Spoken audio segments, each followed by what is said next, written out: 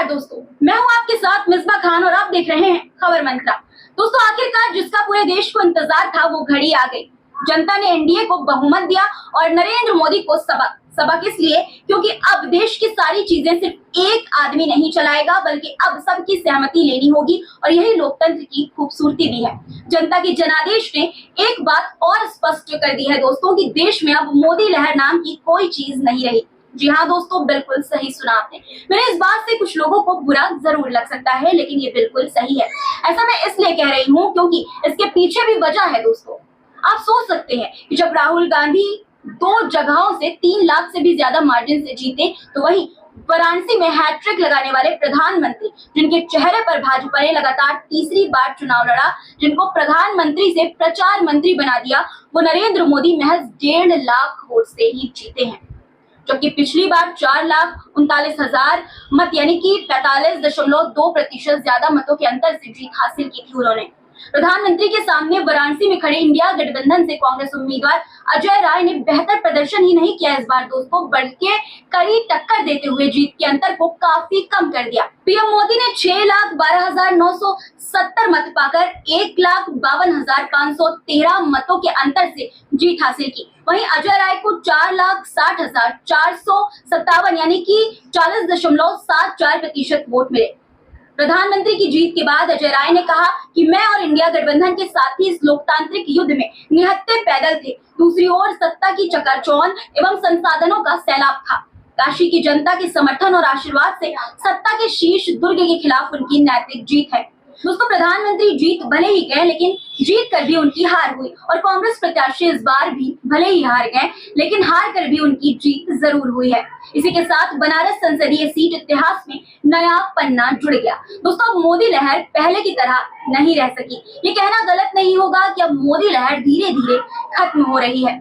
वाराणसी में किस तरह से मोदी लहर में गिरावट आई है, ये तो मैंने आपको दिखा दिया, लेकिन दोस्तों ये सिर्फ वाराणसी का हाल ही नहीं है। उत्तर प्रदेश में बीजेपी का क्या हाल हुआ ये आपको पता ही होगा। और सिर्फ उत्तर प्रदेश ही नहीं, जहां जहां प्रधानमंत्री नरेंद्र मोदी ने ज्यादा चुनावी प्रचार किया, वहां ही भाजपा की हालत खस्ता है। भाजपा को वहां नुकसान हुआ। वहीं दूसरी तरफ जहां जहां राहुल गांधी ने चुनावी कार्यक्रम सबसे ज्यादा किया, वहां कांग्रेस और इंडिया गठबंधन को फायदा हुआ है दोस्तों। सिर्फ एक मध्य प्रदेश को छोड़कर, वो भी मध्य प्रदेश में भी मोदी लहर नहीं, शिवराज सिंह चौहान का जादू चला है दोस्तों, क्योंकि मध्य प्रदेश की जनता शिवराज सिंह चौहान को काफी ज्यादा पसंद करती है। शिवराज सिंह का जो बोलने का तरीका है, उनका काम करने का जो तरीका है, उससे वो मध्य प्रदेश की जनता के दिल में उतर गए हैं। यही वजह है कि मध्य प्रदेश में भाजपा को जीत मिली है। मध्य प्रदेश की विदिशा लोकसभा सीट पर शिवराज सिंह चौहान चुनाव लड़ रहे थे और उन्होंने बम्पर जीत यहां से दर्ज की। शिवराज ने कांग्रेस के उम्मीदवार प्रताप भानु शर्मा को 8,21,408 वोटों से हरा दिया दोस्तों। शिवराज को यहां से 11,16,460 वोट मिले। अगर शिवराज सिंह चौहान नहीं होते दोस्तों, तो हो सकता है कि यहाँ पर भी मोदी जी उत्तर प्रदेश और बाकी जगह की तरह ही पिछड़ जाते। दोस्तों, एक तरफ जहां मोदी लहर समाप्त होती हुई नजर आ रही है, तो वहीं दूसरी तरफ राहुल गांधी की वजह से कांग्रेस एक बार फिर से सांस लेना शुरू कर रही है।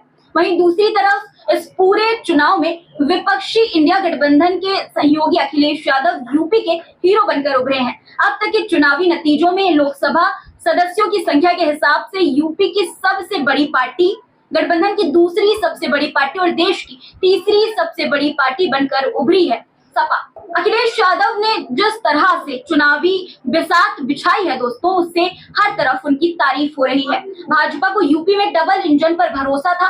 खुद योगी आदित्यनाथ कई बार दावा कर चुके थे कि यहां से सारी 80 सीटें जीतेंगे, लेकिन आलम यह है कि पार्टी की दुर्दशा तो हुई ही, बल्कि भाजपा अयोध्या से भी साफ हो गई। जो लोग राम को लाने का दावा करते थे, उन लोगों को भी अयोध्या वासियों ने राम राम कर दिया दोस्तों। वहीं बिहार में भी तेजस्वी यादव की लगातार रैलियों और बैक पेन के बाद भी डटे रहना रंग लाया। साल 2019 में जहां बीजेपी ने एक तरफा 40 में से 39 सीटें जीती थी, वहीं अब इंडिया गठबंधन 9 सीटें जीतने में कामयाब रहा, जिसमें 4 आरजेडी के हिस्से में आई। इन 9 सीटों को हासिल होने में तेजस्वी यादव की मेहनत साफ नजर आती है दोस्तों। तेजस्वी को अपनी मेहनत का फल 2025 में होने वाले बिहार के विधानसभा चुनाव में भी नजर आ सकता है दोस्तों। विपक्षी गठबंधन जहां इस बार मजबूती से डटा रहा, तो वहीं मोदी लहर और बीजेपी का स्तर पिछली बार की तुलना में इतना ज्यादा गिर गया कि बहुमत भी अपने दम पर नहीं ला सकी भाजपा। नतीजा ये हुआ कि बीजेपी के बहुमत से दूर रह जाने पर चंद्रबाबू नायडू और नीतीश कुमार एनडीए में किंग मेकर की भूमिका में आ गए हैं। वैसे दोस्तों, इस बार एनडीए 400 पार तो नहीं हो पाई, लेकिन हाँ, ये कहा जा सकता है कि एनडीए में इस बार मांगे बेशुमार होने वाली है, क्योंकि एनडीए की सरकार इस बार खिचड़ी सरकार है और इस खिचड़ी सरकार के बनने के पीछे की सबसे बड़ी वजह यही है कि मोदी लहर अब अपनी अंतिम गिनी चुनी सांसें ले रही है। खैर दोस्तों, आज की वीडियो में इतना ही। कमेंट में बताइए अपनी राय कि आप इस बार प्रधानमंत्री के रूप में किसे देखना चाहते हैं। आपको क्या लगता है कि इस बार देश का प्रधानमंत्री कौन बनेगा? मुझे दीजिए दोस्तों इजाजत। नमस्कार।